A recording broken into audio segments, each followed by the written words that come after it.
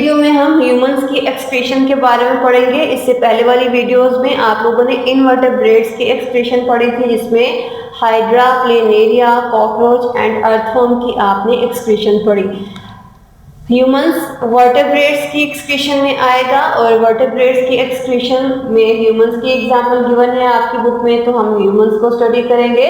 लेकिन इसको स्टार्ट करने से पहले कुछ मेटाबॉलिक वेस्ट जो कि एक्सक्रीटरी प्रोडक्ट के तौर पे बॉडी से बाहर ह्यूमंस में रिमूव आउट करवाए जाते हैं, उनके नेम्स गिवन हैं। तो सबसे पहले हम उनको एनालिस्ट कर लेते हैं कि ह्यूमंस के अंदर कौन कौन से मेटाबॉलिक वेस्ट हैं। मेटाबॉलिक वेस्ट बेटे आपको पता है कोई भी ऐसा अननेसेसरी प्रोडक्ट या कोई अननेसेसरी थिंग जो कि मेटाबॉलिज्म में प्रोड्यूस हुई है, वो बॉडी के लिए रिक्वायर्ड नहीं है, उसे बॉडी से बाहर रिमूव आउट करवाना होता है। ठीक है, सो मेटाबॉलिक वेस्ट को हम एनालिस्ट कर रहे हैं।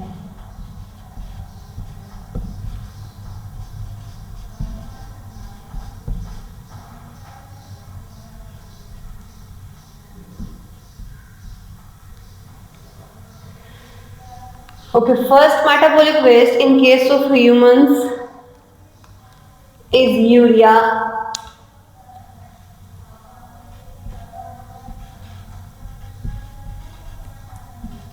Second is creatinine.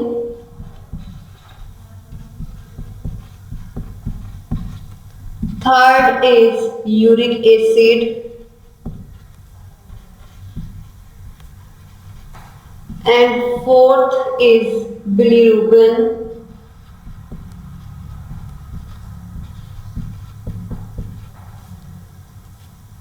While fifth metabolic waste in humans is toxins.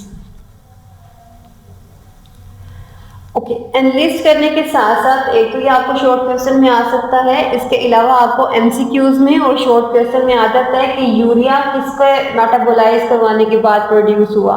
अगर आप कह रहे हो कि मेटाबॉलिक वेस्ट है, मेटाबॉलिज्म हुआ है, कोई भी कैटाबॉलिक या एनाबॉलिक रिएक्शन हुआ है, कैटाबॉलिक मीन्स के ब्रेकडाउन हुई है और एनाबॉलिक मीन्स के सिंथेसिस हुई है किसी मॉलिक्यूल की, तो अगर ये मेटाबॉलिक वेस्ट हैं तो ये किसकी कैटाबॉलिज्म से या एनाबॉलिज्म से प्रोड्यूस हुए हैं। तो यूरिया की बात कर लेते हैं। यूरिया जो है ये अमीनो एसिड्स के मेटाबॉलिज्म से प्रोड्यूस हुआ है।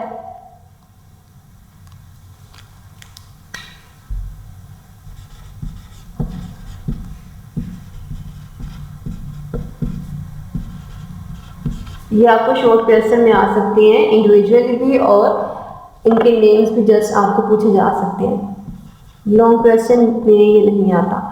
Metabolism of amino acids, it means कि जब अमीनो एसिड्स को मेटाबोलाइज करवाया जाएगा तो प्रोडक्ट क्या आएगा, यूरिया। ओके, क्रेटिनिन क्या है, और क्रेटिनिन जो है ये मसल क्रेटिन एक प्रोटीन होती है मसल्स के अंदर, उसके मेटाबॉलिज्म से प्रोड्यूस होगा। सो क्रेटिनिन किससे प्रोड्यूस हुई, मसल क्रेटिन से।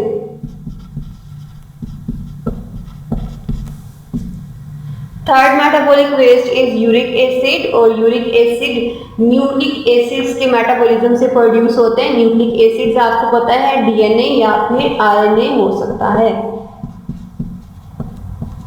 ठीक है, हेरेडिटरी मटेरियल है ये। Okay, bilirubin fourth metabolic waste. Bilirubin haemoglobin की ब्रेकडाउन,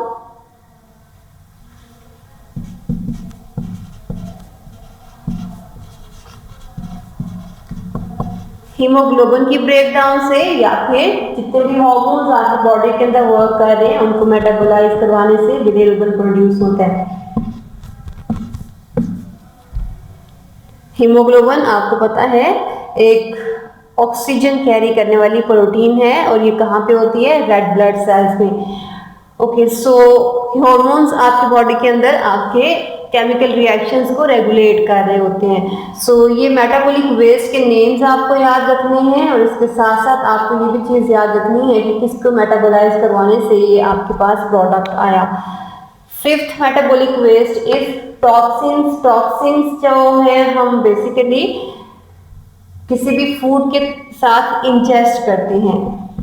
इंजेक्शन की टर्म मेरे बेटे अब आपको मुझे उम्मीद है कि याद होगी, हमने न्यूट्रिशन के चैप्टर में पार्ट 1 में काफ़ी डिटेल के साथ, बहुत लेंथी चैप्टर था और काफ़ी दफ़ा डिस्कशन भी की थी, इसकी आपको याद भी होनी चाहिए। सो टॉक्सिन्स जो हैं इन्हें हम इंजेस्ट मोस्टली करते हैं। इंजेस्ट क्यों करते हैं और किसके थ्रू करते हैं? कोई भी फूड के थ्रू आप इंजेस्ट करोगे, और फूड के थ्रू किस तरह से करते हो, उस फूड के ऊपर कोई भी पेस्टिसाइड स्प्रे हो सकता है। पेस्टिसाइड्स आपको पता है वो केमिकल्स हैं जो कि फार्मर अपनी क्रॉप के ऊपर स्प्रे करता है पेस्ट को किल करने के लिए, ठीक है, सो डैट उसकी जो क्रॉप है वो डिस्ट्रॉय ना कर दे। ये पेस्ट, ये केमिकल्स वो उस क्रॉप के ऊपर स्प्रे करता है, उससे वो पेस्ट को किल कर देता है, लेकिन उस क्रॉप के ऊपर वो केमिकल्स रह जाते हैं, और वो केमिकल्स भी हम जब इंजेस्ट करते हैं तो डिफरेंट डाइजेस्टिव डिसऑर्डर्स काज करवा सकते हैं। ओके, ये जो टॉक्सिन्स हैं, ये टॉक्सिन्स फिर हमने इंजेस्ट किए हैं। इंजेस्ट इसके थ्रू किए पेस्टिसाइड्स, और पेस्टिसाइड्स किसके ऊपर थे? वो फूड जो हम खा रहे हैं उसके ऊपर, जिस फार्मर ने इसको सो किया था उसके ऊपर ये स्प्रे हुआ है केमिकल। इसके अलावा जो हम फूड्स खाते हैं उनके अंदर जो फूड एडिटिव्स होते हैं,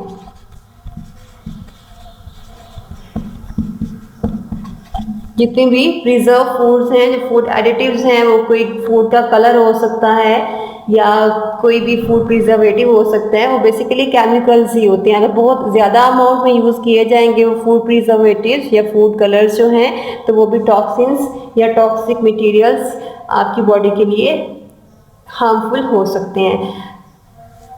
लास्ट टॉक्सिन जो कि हम इंजेस्ट करते हैं वो ड्रग्स के थ्रू है। जो मेडिसिन हम खाते हैं, मे बी वो कोई इनकरेक्ट या फिर इरेलीवेंट मेडिसिन आपने खा ली तो वो भी एज अ टॉक्सिन वर्क कर सकता है। ओके, ये आपके शॉर्ट क्वेश्चन में मेटाबॉलिक वेस्ट ह्यूमंस में आ सकते हैं।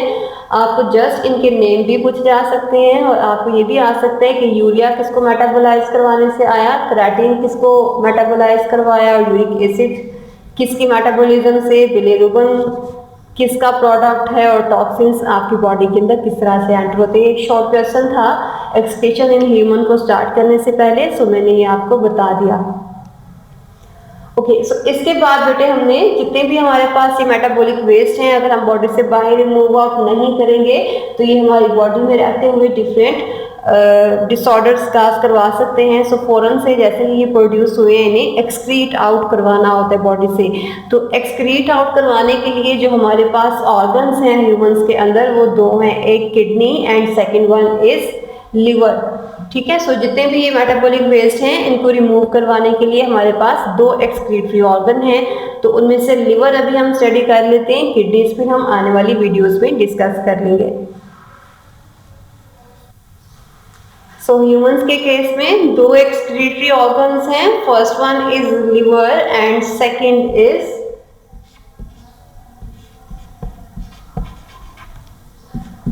Kidney. Okay, liver and kidney ये दोनों मिलके, इससे पहले जो आपने मेटाबॉलिक वेस्ट एनालिस्ट किया था, ये दोनों मिलके वो वेस्ट को रिमूव करवाते हैं बॉडी से, ठीक है। सो ये दोनों एक्सक्रीटरी ऑर्गन किस तरह से वर्क करते हैं वो हम डिटेल के साथ देख लेते हैं। और लिवर के एंड किडनी ये दोनों ही इंपॉर्टेंट है आपके एग्जाम्स के पॉइंट ऑफ व्यू से। Okay, so liver and kidney दोनों ही इंपॉर्टेंट हैं, तो दोनों को स्टडी कर लेते हैं। तो लिवर में सबसे पहले तो आपको ये पता होना चाहिए कि एक सेंट्रल जो रोल प्ले कर रहा है आपके मेटाबॉलिज्म का आपकी बॉडी के अंदर वो लिवर है, ठीक है। सो आप कह सकते हो, आपकी बुक में भी जो टर्म यूज की हुई है कि ये एक सेंट्रल स्टेशन है,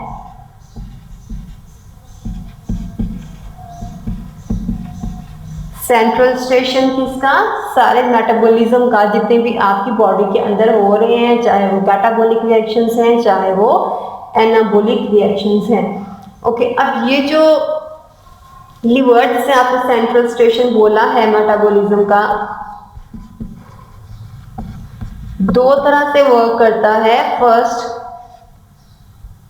या तो वो कोई भी चीज रिसाइकिल कर सकता है या फिर कोई भी चीज वो रिमूव करवा सकता है बॉडी से।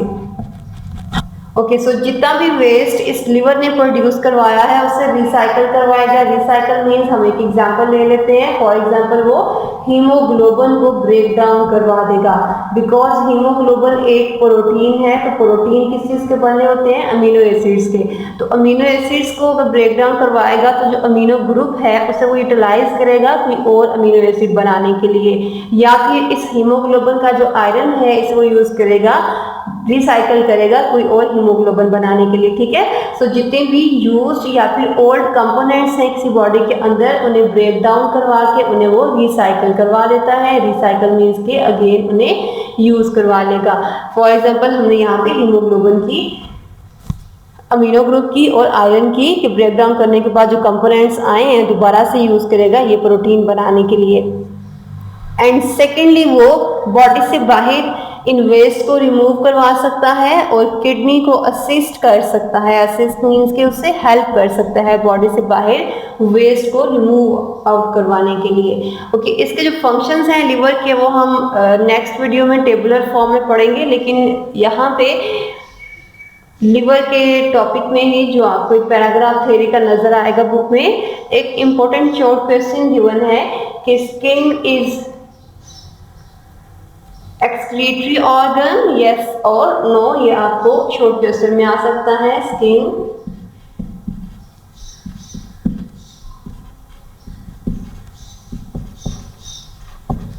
Is excretory organ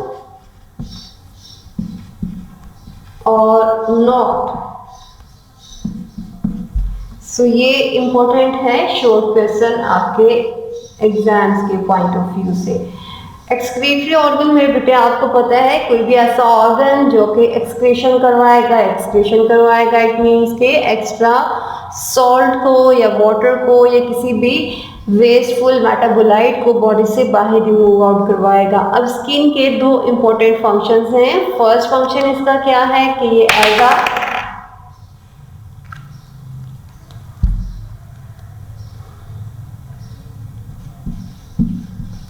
thermoregulatory organ work करता है।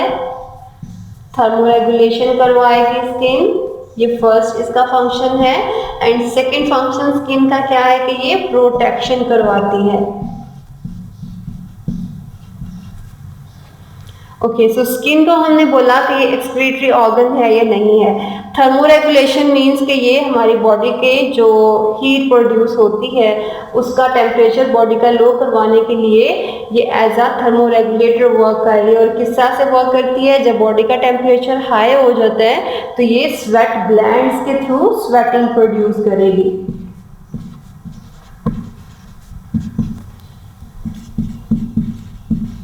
स्वेट ग्लैंड्स के थ्रू स्वेटिंग, और स्वेटिंग में आपको पता है जो आपको स्वेट आता है वो स्वेट वाटर एंड सॉल्ट का मिक्सचर है। ओके, अब यहाँ पे water and salt remove out हो रहे हैं तो एक अपीयरेंस इसकी मिलती है कि ये एक्सक्रीशन करवा रहा है, लेकिन बेसिकली स्किन ने ये स्वेट क्यों प्रोड्यूस करवाया है? बिकॉज वो आपकी बॉडी का टेम्परेचर लो करना चाहती है। उसका पर्पस वाटर या साल्ट को रिमूव करवाना नहीं था। अगर वो जस्ट बॉडी का टेम्परेचर लो किए बगैर जस्ट वाटर को या सॉल्ट को रिमूव आउट करवा रही थी तो तब आप कह सकते थे कि स्किन एक्सक्रीटरी ऑर्गन है। लेकिन स्किन यहाँ पे जस्ट टेम्परेचर को लो करवाना चाह रही है, और अगर टेम्परेचर बॉडी का हाई ना होता तो तब आपको स्वेटिंग भी नहीं होनी थी। ठीक है, सो अगर ये एक्सक्रीटरी ऑर्गन है तो आपकी थ्रू आउट द ईयर, चाहे सर्दी है या गर्मी है, ये वाटर एंड सॉल्ट स्किन के थ्रू रिमूव होने चाहिए। लेकिन स्वेटिंग आपको पता है जैसे आपको गर्मियों में स्वेट आता है आपको सर्दियों में तो नहीं आता। तो सर्दियों में क्यों नहीं आता? बिकॉज आपकी बॉडी का टेम्परेचर पहले ही बहुत लो हुआ होता है। ओके, सो स्वेट ग्लैंड्स भी जस्ट कब एक्टिव होते हैं? जब टेम्परेचर बॉडी का हाई हो जाएगा, और बॉडी का टेम्परेचर लो करवाने के लिए फिर ये वर्क करेंगे, स्वेटिंग प्रोड्यूस करेंगे जो कि वाटर एंड सॉल्ट को बॉडी से बाहर स्वेट की फॉर्म में रिमूव आउट करवाएगा। ठीक है, आल्दो वाटर एंड सॉल्ट ये रिमूव आउट करवा रहा है लेकिन ये एक्सक्रीटरी ऑर्गन नहीं है, because sweat glands through out the year work नहीं करते, जस्ट बॉडी का टेम्परेचर लो करवाने के लिए वर्क कर रहे थे। सो स्किन को आप क्या बोलोगे, ये थर्मो रेगुलेटरी ऑर्गन है, ये एक्सक्रीटरी ऑर्गन नहीं है। ठीक है, अगर ये एक्सक्रीटरी ऑर्गन होता तो स्वेट फिर आपका सर्दियों में भी प्रोड्यूस होता है, बिकॉज सर्दियों में तो आपको कोई स्वेटिंग नहीं होती है। सो ये एक्सक्रीशन में रोल प्ले नहीं कर रही, आल्दो वाटर एंड सॉल्ट को रिमूव कर रही है, लेकिन इसका पर्पस कुछ और है कि ये टेम्परेचर को लो करवाना चाहता है आपकी बॉडी के अंदर। सेकेंड वन बेटे, दो फंक्शन हमें यहाँ पे स्किन के लिखे हुए हैं कि ये थर्मो रेगुलेशन करवाती है। आपको पता है कि जितने भी वाटर वेपर्स हैं या स्वेट है वो बॉडी का टेम्परेचर लो करवाता है, ये मैंने भी काफ़ी दफ़ा आपको डिटेल में बताया हुआ और आपने केमिस्ट्री में भी पढ़ा होगा कि वेपराइजेशन हमेशा कूलिंग इफेक्ट काज करवाती है। ठीक है, so skin as a thermoregulatory organ work कर रही है, वो एक्सक्रीटरी ऑर्गन के तौर पे वर्क नहीं करेगी। सेकंड फंक्शन हमने लिखा हुआ है एज अ प्रोटेक्टर वर्क कर रही है। प्रोटेक्शन किस चीज़ से, एक तो स्वेट ग्लैंड्स हैं स्किन के अंदर, और सेकंड जो आपकी बॉडी के अंदर स्किन के अंदर ग्लैंड्स हैं उन्हें आप कहते हो ये सीबेशियस ग्लैंड्स हैं।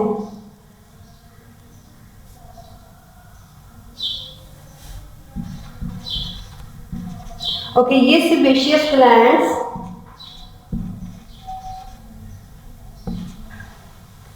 सीबम प्रोड्यूस करते हैं,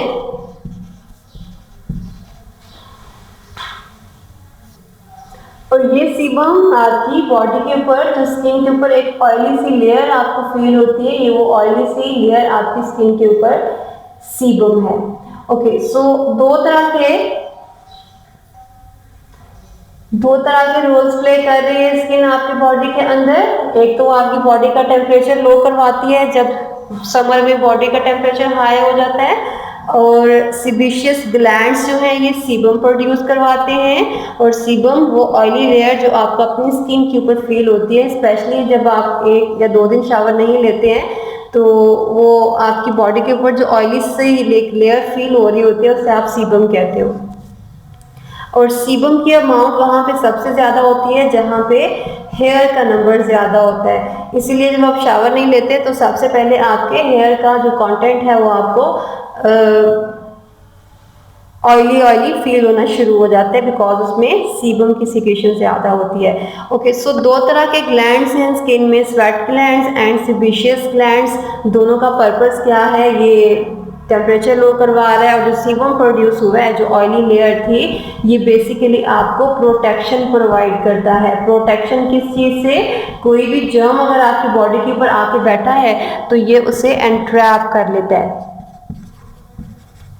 ठीक है, जर्म्स को एंट्रैप कर लेगा या फिर स्टक कर लेगा और उसे मूव नहीं करने देगा, और आपके बाकी ऑर्गन्स को डैमेज नहीं करने देगा, आपके जो विजुअल ऑर्गन्स हैं स्पेशली। और यही सीबम आप अगर आपने ईयर वैक्स को देखें तो आपके ईयर्स को प्रोटेक्ट कर रहा होता है किसी भी जर्म से या डस्ट से। ठीक है, सो दो फंक्शंस हमारी बॉडी के अंदर स्किन प्ले कर रही है, thermo regulation and protection, because दो ग्लैंड्स हैं और ये दोनों ग्लैंड्स का पर्पस, आल्दो यहाँ पे ये ऑयल सिक्रिएट करता है और ये वाटर एंड सॉल्ट सिक्रिएट करता है, लेकिन ये एक्सक्रीशन में रोल नहीं प्ले करते। अगर ये एक्सक्रीशन में रोल प्ले करते होते तो थ्रू आउट द ईयर और सारी स्किन के ऊपर इन्हें अपनी सिक्रेशंस को निकालना चाहिए था, लेकिन ये जस्ट टेम्परेचर को लो करवाने के लिए, और स्पेशली जहाँ पे स्किन के ऑयल्स हैं वहाँ पे जस्ट इनकी सीबम की सिक्रेशन होती है। तो फिर आप कहते हो कि स्किन जो है ये एक्सक्रीटरी ऑर्गन नहीं है, आल्दो ये सिक्रेट आउट करती है चीज़ों को, लेकिन वो जस्ट अपने पर्पस के लिए टेम्परेचर लो करवाना है या प्रोटेक्ट करना है किसी जर्म से। ठीक हो गया। सो ये आपने दो चीज़ें लिख देनी है। जब आपको क्वेश्चन आएगा कि स्किन एक्सक्रीटरी ऑर्गन है या नहीं है, तो आप बोलोगे कि skin is not excretory organ, वो एक थर्मो रेगुलेशन में रोल प्ले कर रही है और प्रोटेक्शन कर रही है। थर्मो रेगुलेशन में कौन से ग्लैंड्स हैं और प्रोटेक्शन में कौन से ग्लैंड्स हैं, और इन दोनों की सिक्रीशंस क्या हैं और दोनों क्या रोल प्ले करती हैं, ये तीनों चीज़ें आपने इसके अंदर बता देनी है। ओके बेटे, अगर आपको ये क्वेश्चन आता है तो आपने ये तीनों चीज़ें नंबरिंग के साथ बता दें या पैराग्राफ के फॉर्म में बता दें, लेकिन ये दोनों आपने हाईलाइट करने हैं, thermoregulation and protection. Okay, so ये एक इम्पोर्टेंट शॉर्ट क्वेश्चन मैंने आपको मार्क करवा दिया और आई होप कि आप अच्छा अटेम्प्ट भी कर लोगे और मैक्सिमम मार्क्स भी स्कोर कर लोगे। ओके, सो एक तो जो लिवर का रोल है वो आपने सबसे पहले पढ़ा कि ये सेंट्रल स्टेशन है और लिवर के टॉपिक में ही आज तो थोड़ा सा इररेलेवेंट हो गया था, लेकिन लिवर के टॉपिक में ही स्किन का दिया हुआ है तो इसलिए हमने इसको डिस्कस कर लिया। एंड थर्ड जो लिवर के टॉपिक में बताई हुई चीज़ वो है यूरिया साइकिल। यूरिया साइकिल बेटे मैं आपको पहले बता चुकी हूँ, अगर आपने वो यूरिया साइकिल पहले नहीं लेक्चर लिया था तो आप दोबारा से वो वीडियो ओपन करके देख सकते हो। वो जो यूरिया साइकिल है वो लिवर कंट्रोल कर रहा होता है। यूरिया साइकिल में बेसिकली आपने एक टॉक्सिक अमोनिया को लेस टॉक्सिक यूरिया के अंदर कन्वर्ट करवाया था और ये सारा काम लिवर करवा रहा होता है। सो 3 वर्क हैं लिवर के आपके इस टॉपिक में बताए हुए, यूरिया साइकिल को कंट्रोल कर रहा है। तो ये इंट्रोडक्शन था लिवर का, लेकिन इसी लिवर के टॉपिक के साथ ही आपको एक टेबुलर फॉर्म में बुक में इसके फंक्शंस नजर आ रहे होंगे कि लिवर किस तरह से बॉडी का होम्योस्टेसिस मेंटेन करता है। वो फंक्शंस बहुत ही इंपॉर्टेंट हैं आपके लॉन्ग क्वेश्चन में, लेकिन वो इंशाल्लाह फिर हम नेक्स्ट वीडियो में देखते हैं। अभी ये जस्ट एक शॉर्ट क्वेश्चन आपने याद रखना है स्किन का, और यूरिया साइकिल जो हमने पहले पढ़ा था वो भी शॉर्ट क्वेश्चन में इंपॉर्टेंट है, ठीक है। सो अगर आपको एमसीक्यूज में आता है कि ह्यूमंस के अंदर एक्सक्रीटरी ऑर्गन्स कौन से हैं, तो एक लिवर है और सेकंड किडनी है। तो अभी हम लिवर का पढ़ रहे हैं और जो इससे नेक्स्ट वीडियो है उसके अंदर हम लिवर के फंक्शंस पढ़ेंगे जो कि बहुत ही इंपॉर्टेंट है लॉन्ग क्वेश्चन में। ओके, सो इस शॉर्ट क्वेश्चन में या इस ऑब्जेक्टिव में कोई भी इंट्रोडक्शन में आपको कोई भी क्वेश्चन है तो मेरे बेटे आप इस वीडियो के नीचे कमेंट करके पूछ सकते हो। ओके जी, अल्लाह हाफिज़।